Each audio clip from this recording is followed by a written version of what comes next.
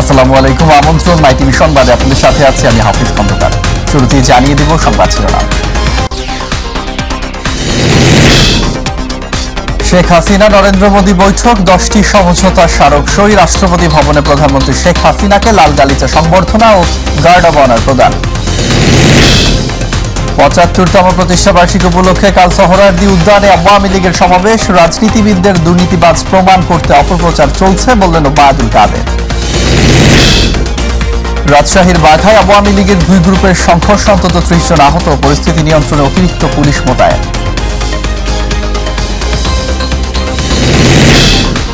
টানা বৃষ্টি কমলেও সুনামগঞ্জের বন্যা পরিস্থিতির উন্নতি হয়নি, দেখা দিয়েছে খাদ্যাভাব। রাজবাড়ীর দৌলদিয়া ঘাটে তীব্র ভাঙন। এবং ভোলায় রাসেল ভাইপার আতঙ্ক, ছড়িয়ে পড়ছে বিল ও ক্ষেত খামারে। সব হাসপাতালে পর্যাপ্ত অ্যান্টিভেনম মজুদ রাখার নির্দেশ স্বাস্থ্যমন্ত্রীর।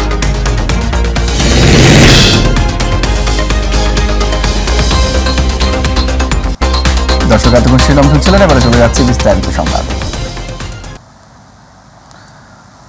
ভারত সফরে প্রধানমন্ত্রী শেখ হাসিনাকে রাষ্ট্রপতি ভবনে লাল গালিচা সংবর্ধনা ও গার্ড অব অনার প্রদান করা হয়েছে। এরপর রাজঘাটে মহাত্মা গান্ধীর সমাধিতে পুষ্পস্তবক অর্পণ করেন শেখ হাসিনা। এরপর হায়দ্রাবাদ হাউসে 2 দেশের সরকার প্রধানের মধ্যে বৈঠক অনুষ্ঠিত হয় এবং সেখানে বাংলাদেশ ও ভারতের মধ্যে 10টি সমঝোতা স্মারক স্বাক্ষর হয়। পরে ভারতের প্রধানমন্ত্রী বলেন, 2 দেশের সম্পর্ক এক নতুন উচ্চতায় পৌঁছে গেছে, আর 2 দেশের বন্ধুত্বপূর্ণ সম্পর্ক থাকায় বাংলাদেশ এগিয়ে যাচ্ছে বলে জানায় প্রধানমন্ত্রী শেখ হাসিনা। আতিকুর রহমান তিতাসের রিপোর্ট।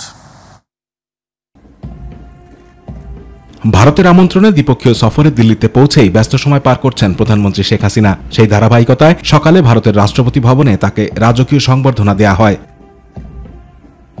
সকাল 9টার দিকে সেখানে পৌঁছান বাংলাদেশের সরকার প্রধান। এ সময় তাকে সংবর্ধনা জানান ভারতের প্রধানমন্ত্রী নরেন্দ্র মোদী। দেয়া হয় গার্ড অব অনারও। আনুষ্ঠানিকতা শেষে সেখানে উপস্থিতদের সাথে কুশল বিনিময় করেন প্রধানমন্ত্রী।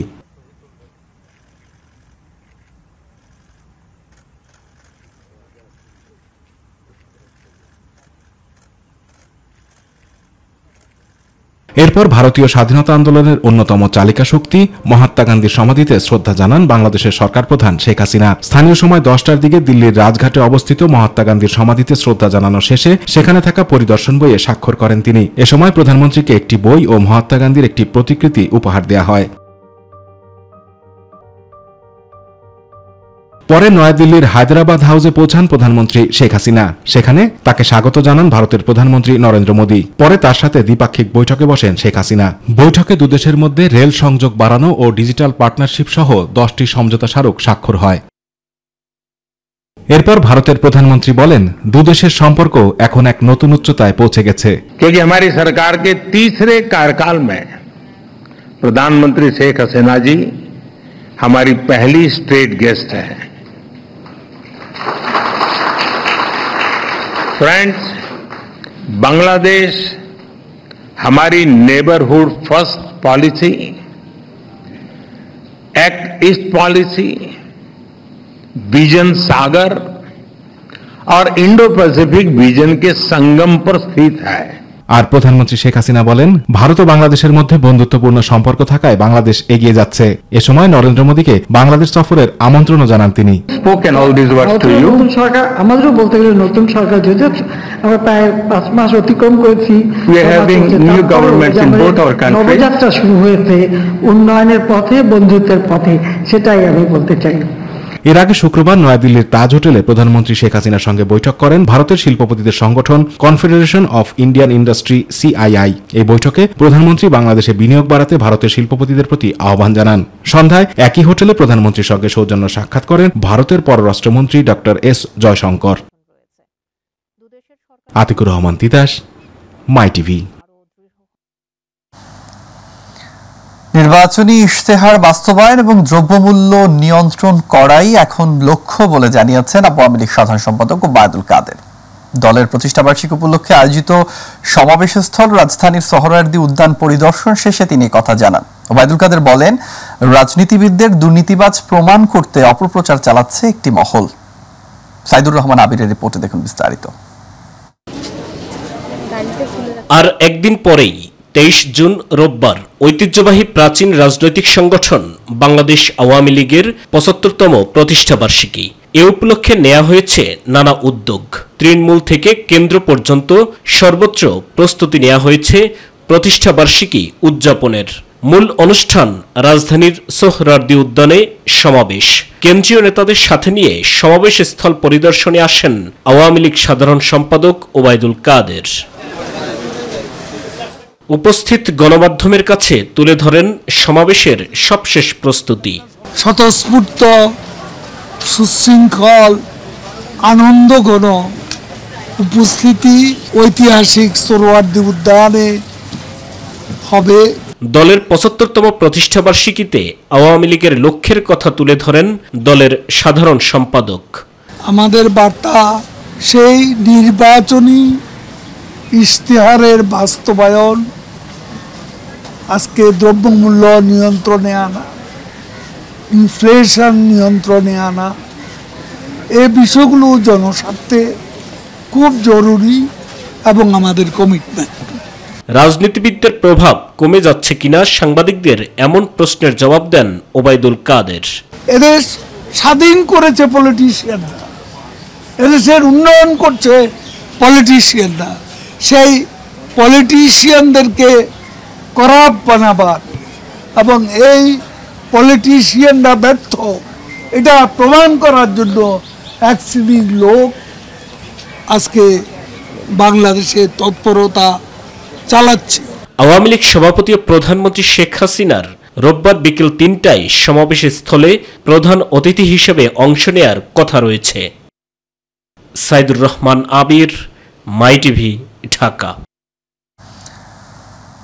রাজশাহীর বাঘায় আওয়ামী লীগের দুই গ্রুপের সংঘর্ষে উপজেলা আওয়ামী লীগের সাধারণ সম্পাদক আশরাফুল ইসলাম বাবুল, বীর মুক্তিযোদ্ধা শফিউর রহমান শফি, আড়ানি ইউপি চেয়ারম্যান রফিকুল ইসলাম সহ অন্তত ৩০ জন আহত হয়েছে। সকাল 10:30 থেকে বেলা 11:15 পর্যন্ত উপজেলা পরিষদের সামনে এই সংঘর্ষ হয়। প্রত্যক্ষদর্শীরা জানান, একটি বিক্ষোভ সমাবেশের আয়োজন করে আওয়ামী লীগের একাংশ। একই সময় উপজেলা আওয়ামী লীগের আয়োজনে মানববন্ধন কর্মসূচির আয়োজন করা হয়। এ সময় দুপক্ষের মধ্যে ইট পাটকেল নিক্ষেপ, ধাওয়া পাল্টা ধাওয়া, সংঘর্ষ শুরু হয়। পরে পুলিশ টিয়ারশেল নিক্ষেপ ও লাঠিচার্জ করে পরিস্থিতি নিয়ন্ত্রণে আনে পুলিশ। বর্তমানে উপজেলায় অতিরিক্ত পুলিশ মোতায়েন রয়েছে।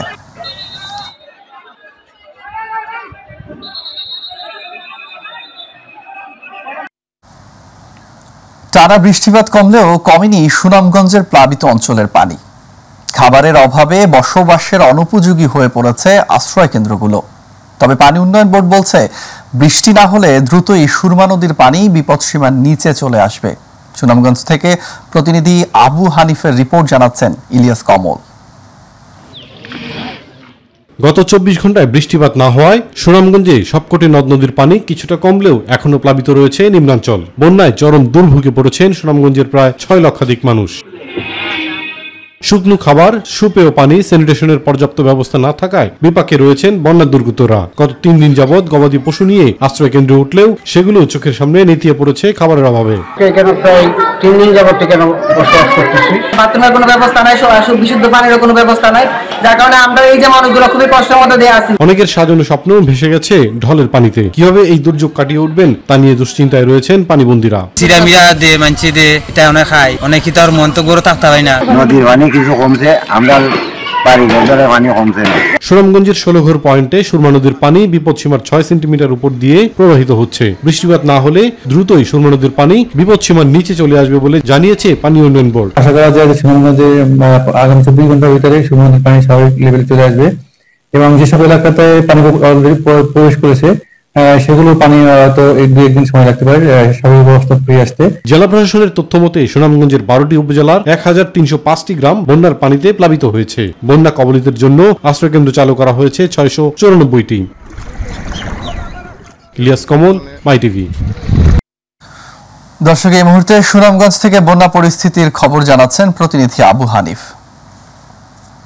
জি ধন্যবাদ। যেমনটি বলছিলাম, গত 5 দিন যাবৎ টানা বর্ষণ এবং পাহাড়ি ঢলে সুনামগঞ্জের কিন্তু যে বন্যার পরিস্থিতি ছিল সেটি কিন্তু গতকালকে থেকে রোদের দেখা মিলেছে এবং বৃষ্টিপাত কিন্তু কম থাকায় এবং রৌদ্র উঠাই কিন্তু পানিগুলা কিন্তু কমতে শুরু করেছে। ইতিমধ্যে সুনামগঞ্জ পৌর শহরের যে এলাকাগুলো রয়েছে সেগুলো কিন্তু পানি নেমে চলে গেছে এবং সুরমা নদীর পানি কিন্তু এখন পর্যন্ত বিপদসীমার 10 সেন্টিমিটার নিচ দিয়ে প্রবাহিত হয়, কিন্তু কিছু কিছু মানুষ কিন্তু তাদের বাসা বাড়িতে ফিরে যাচ্ছে। তবে যারা নিচু এলাকায় রয়েছে, আমি এখন দাঁড়িয়ে আছি জামালগঞ্জের মনানঘাট এলাকায়, এর পাশে দেখতে পাচ্ছেন যে ধর্মপাশার যেই নিচু এলাকাগুলো রয়েছে সেখানে কিন্তু এখনো পানি রয়েছে, যার ফলে মানুষজন কিন্তু আশ্রয় কেন্দ্রগুলো থেকে তারা ফিরে যেতে আরো 4 থেকে 5 দিন সময় লাগবে। তবে একটি বিষয় আপনাকে আমি জানিয়ে রাখি, দুর্ভোগ কিছুটা কিন্তু রয়েই গেছে সুনামগঞ্জবাসীর, যারা বিভিন্ন গবাদি পশু নিয়ে তারা অনেকটা দুর্ভোগে পড়েছে।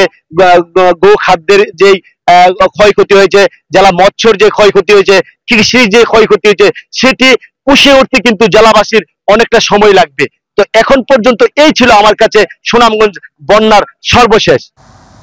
হানিফ, আপনাকে ধন্যবাদ। পদ্মায় নদীর পানি বেড়ে যাওয়ায় তীব্র ভাঙন দেখা দিয়েছে রাজবাড়ী জেলার দৌলতিয়া ঘাটে।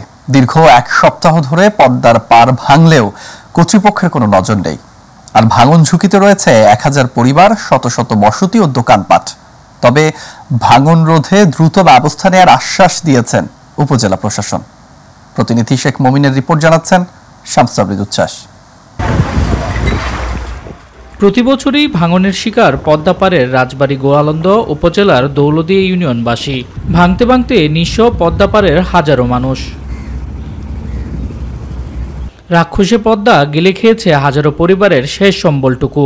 বর্ষা শুরু হতে না হতে আবারও ভাঙতে শুরু করেছে পদ্মার পার। ভাঙনের মাত্রা তীব্র হয় ভাঙন ঝুঁকির মুখে প্রায় 1000 পরিবার ও শত শত বসতি এবং দোকানপাট। 1 নম্বর ওয়ার্ডের 70 মেম্বারের পাড়া সবচেয়ে ভাঙনে ঝুঁকিতে আছে। এখানে অতি তাড়াতাড়ি জিও ব্যাগ না ফেলানো হয় তাহলে খুবই মারাত্মক অবস্থা। বস্তা নেই কিছু, খালি বালি, পানি পারবি আর ভাইয়া বলবে, আর বাড়ি ঘর ভাইয়া বলবে।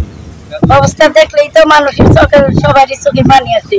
চেয়ারম্যান আসে, ইনুসার আসে, উপজেলা চেয়ারম্যান আসে, সব খালি প্রতিশোধই নেয়, কেউ বস্তা ফেলায় না।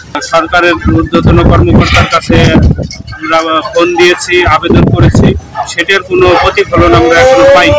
পদ্মার পানি বৃদ্ধি পাওয়ায় টানা 1 সপ্তাহ ধরে পদ্মার পার ভাঙলেও সংশ্লিষ্ট কর্তৃপক্ষ নেয়নি কোনো নজরদারি। ঝুঁকি রোধে জরুরি উদ্যোগের দাবি পদ্মাপাড়ের মানুষের।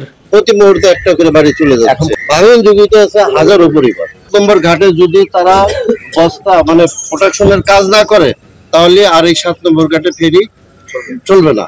এদিকে ভাঙন রোধে দ্রুতই প্রয়োজনীয় ব্যবস্থা নেয়ার আশ্বাস দিয়েছেন উপজেলা নির্বাহী কর্মকর্তা। ভাঙন ঝুঁকিতে আছে প্রায় 1000-এর উপরে পরিবার। এই এলাকাটি শাসন না করলে বিশাল একটা এলাকা নদীর গর্ভে বিলীন হয়ে যাবে।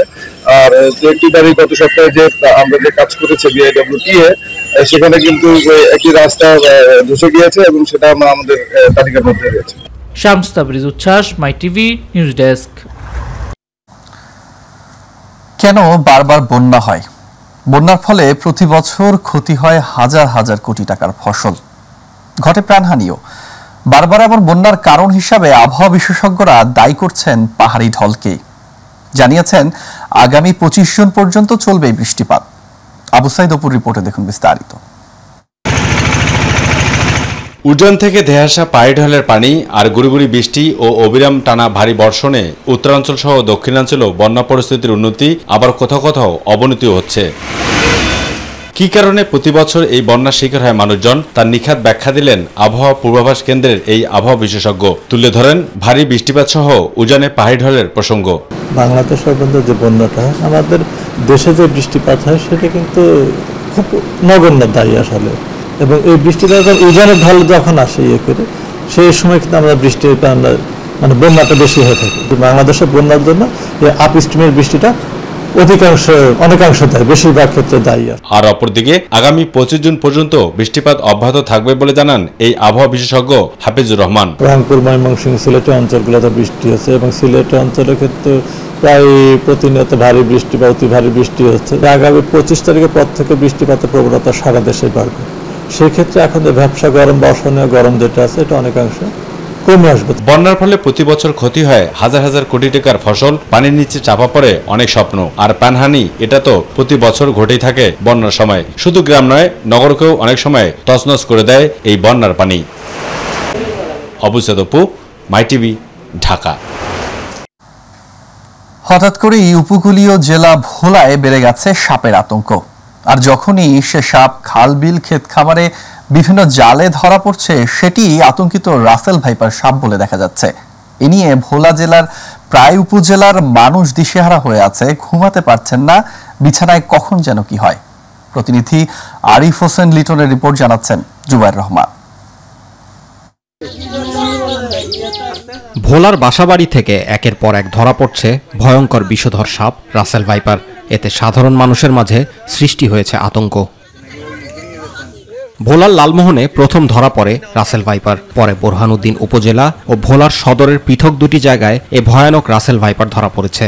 এ নিয়ে আতঙ্ক ছড়িয়ে পড়ে এলাকায়। পুরারা আমরা বনের ভিতরে আসলে আমি টান দিছি আর গিরাম তো চেয়ারে মানে ওই যে লাফায় আমার গাড়ি জমিতে নামি যদি আমাদেরকে আক্রমণ করে, যেহেতু এটা একটা বিষাক্ত সাপ, আমাদের জীবন নিয়ে এখন আমরা হুমকির মুখে আছি আর কি। চারদিকে নদী বেষ্টিত এলাকা হওয়ায় জীবিকার পথে এখন বাধা হয়ে দাঁড়িয়েছে রাসেল ভাইপার। ভয়ঙ্কর সাপ, মানে অজগর সাপ, আমরা জীবনেও দেখিনি এই সাপটা। সাপের দুঃখে আমরা ঘরে থাকতাম পারি না, বহুত ভয় পাই। রাসেল ভাইপারে আতঙ্কিত না হয়ে একটি রোধে সকলকে নিয়ে সচেতনতামূলক বিভিন্ন ব্যবস্থা গ্রহণ করা হচ্ছে বলে জানিয়েছে জেলা প্রশাসক। এ বিষয়ে জনগণকে সচেতন করার জন্য নির্দেশনা প্রদান করেছি। এটি ইউনিয়ন পরিষদের চেয়ারম্যান মেম্বারদের মাধ্যমে যাতে মানুষের কাছে একটি সচেতনমূলক একটি বার্তা পৌঁছে দেওয়া যায়। ভোলার হাসপাতালগুলোতে সাপের চিকিৎসা দেওয়ার জন্য সব জায়গায় প্রায় 275টি অ্যান্টি স্কিন ভ্যানম রয়েছে। সাপের চিকিৎসার জন্য যে অ্যান্টি স্নেক ভ্যানম রয়েছে প্রায় 350 ভাইরাল স্নেক ভ্যানম আমাদের ভোলা জেলাতে রয়েছে। সবল দিয়েও থাকে, দংশন করেও থাকে। তাহলে আমরা পরামর্শ দিব যে দ্রুত আমাদের স্বাস্থ্য কমপ্লেক্স রয়েছে 6টি ভোলা জেলাতে এবং সদর হাসপাতাল, এখানে পাঠিয়ে দেওয়া। আফ্রিকা উপমহাদেশ থেকে আসা এই বিষধর সাপের উপদ্রব এখনই কমানো না গেলে পরে আরও মারাত্মক আকার ধারণ করবে বলে আশঙ্কা করছেন সচেতন মহল। জুবাইর রহমান, মাই টিভি নিউজ। এদিকে সারা দেশে আতঙ্ক ছড়ানো রাসেলস ভাইপার সাপ নিয়ে জরুরি নির্দেশনা দিয়েছেন স্বাস্থ্য পরিবার কল্যাণ মন্ত্রী ডাক্তার সামন্তলাল সেন। নির্দেশনায় স্বাস্থ্যমন্ত্রী দেশের সব হাসপাতালে পর্যাপ্ত অ্যান্টিভেনম মজুদ রাখার পাশাপাশি কোনো অবস্থাতেই যেন অ্যান্টিভেনমের স্টক খালি না থাকে সেই নির্দেশনাও দেন। আমি জনগণকে আশ্বস্ত করতে চাই, সাপে কাটা রোগীর চিকিৎসায় দেশের স্বাস্থ্য বিভাগের জেলা ও উপজেলা পর্যন্ত অ্যান্টিভেনম সহ প্রয়োজনীয় উপকরণ সরবরাহ করা হয়েছে। এছাড়া উপজেলা পর্যন্ত সাপে কাটা রোগীর চিকিৎসায় করণীয় সম্পর্কে আমাদের ডাক্তার সহ স্বাস্থ্যকর্মীদের প্রয়োজনীয় প্রশিক্ষণ প্রদান করা হয়েছে। মনে রাখতে হবে, বিষাক্ত সাপে কাটলে বাঁচার পথ একটাই, তা হলো দ্রুত হাসপাতালে নিয়ে যাওয়া। দংশনের পর কারো পরামর্শে উজা ঝাড়ফুঁকের নামে সময় নষ্ট না করে সোজা রোগীকে নিয়ে নিকটবর্তী সরকারি হাসপাতালে যেতে হবে। শারীরিক অবস্থার অবনতি হওয়ায় বিএনপি চেয়ারপারসন বেগম খালেদা জিয়াকে হাসপাতালে নেওয়া হয়েছে। গত রাত 3টার দিকে তাকে রাজধানীর এভার কেয়ার হাসপাতালে নেওয়া হয়। বিষয়টি নিশ্চিত করেছেন খালেদা জিয়ার ব্যক্তিগত চিকিৎসক অধ্যাপক ডাক্তার AZM জাহিদ হোসেন। এর আগে গত 1 মে স্বাস্থ্য পরীক্ষার জন্য এভার কেয়ার হাসপাতালে যান খালেদা জিয়া। সে সময় তার চিকিৎসায় নিয়োজিত বোর্ডের পরামর্শে তাকে হাসপাতালে ভর্তি করা হয়। একদিন পর 2 মে মেডিকেল বোর্ডের সিদ্ধান্তের পরিপ্রেক্ষিতে কিছু পরীক্ষা নিরীক্ষা শেষে হাসপাতাল থেকে নিজ বাসায় ফেরেন তিনি। বিশেষজ্ঞ চিকিৎসক অধ্যাপক শাহাবুদ্দিন তালুকদারের নেতৃত্বে 19 সদস্যের একটি মেডিকেল বোর্ড খালেদা জিয়ার চিকিৎসা কার্যক্রম সার্বক্ষণিক তদারকি করছেন। দর্শক সংবাদের একেবারেই শেষ প্রান্তে আমরা যাবার আগে শিরোনামগুলো জানিয়ে দিচ্ছি আরও একবার। শেখ হাসিনা নরেন্দ্র মোদী বৈঠক, 10টি সমঝোতা স্মারক সই। রাষ্ট্রপতি ভবনে প্রধানমন্ত্রী শেখ হাসিনাকে লাল গালিচা সংবর্ধনা ও গার্ড অব অনার প্রদান।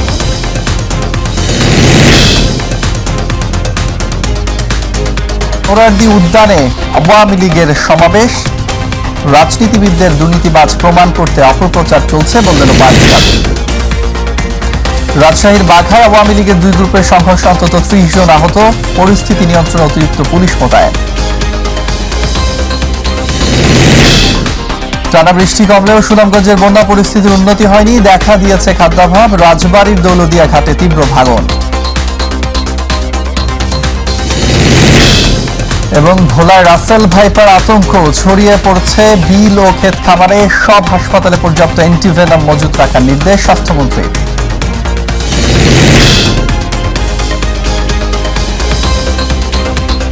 দর্শক ধন্যবাদ সাথে থাকার জন্য। এছাড়া ইউটিউবে মাইটিভি সংবাদ পেতে ভিজিট করুন youtube/mytvbd নিউজ এবং আমাদের অনুষ্ঠান দেখতে ভিজিট করুন youtube/mytvবাংলা ও facebook/mytvবাংলা। পরবর্তী সংবাদ দেখার আমন্ত্রণ জানিয়ে বিদায় নিচ্ছি। আল্লাহ হাফেজ।